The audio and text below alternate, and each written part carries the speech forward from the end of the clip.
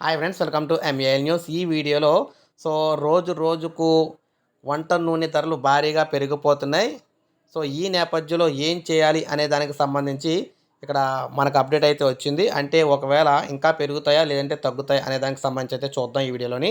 ఇక టాపిక్లోకి వెళ్ళిపోదాం. వంట నూనె సలసల 15 రోజుల వ్యవధిలో 40 వరకు పెరుగుదల.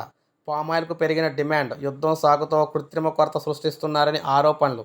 ముఖ్యంగా నిత్యావసర ధరలు పెరగడంతో ఇప్పటికే సామాన్యులు అల్లాడుతుండగా ములిగి నక్కపై తాటిపడ్డ ఇక్కడ పడినట్టుగా వంట నూనె ధరలు అయితే బగ్గుమంటున్నాయి. 15 రోజుల వ్యవధిలోనే ధరలు లీటర్పై 30 నుంచి 40 రూపాయలు అయితే పెరిగిపోయినాయి అనమాట.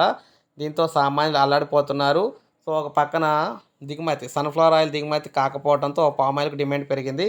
ముఖ్యంగా దక్షిణాది రాష్ట్రాల్లో పామాయిల్ వాడకం ఎక్కువగా ఉండటంతో వీటి ధరలు కూడా అమాంతం పెరిగిపోయినాయి అనమాట.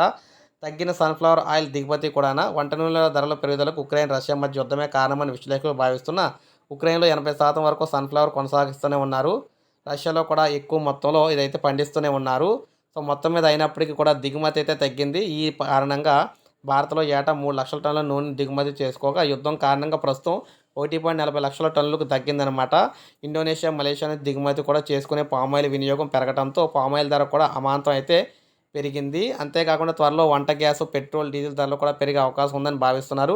ఇవే కానీ జరిగితే ఇంకా సామాన్య ప్రజలు బతకడమే కష్టం అనమాట. మీరు చూసుకోవచ్చు ధరలు ఏ విధంగా పెరిగిపోయినాయి ఒక్కసారిగాన. ఇది మనకి లేటెస్ట్ అప్డేట్. ఎప్పటికప్పుడు లేటెస్ట్ అప్డేట్స్ మీకు ఇస్తూ ఉంటాను. ఈ వీడియోని లైక్ చేయండి. ఇటువంటి వీడియోస్ కోసం మన ఛానల్ సబ్స్క్రైబ్ చేసుకోవచ్చు, సబ్స్క్రైబ్ చేసుకోండి.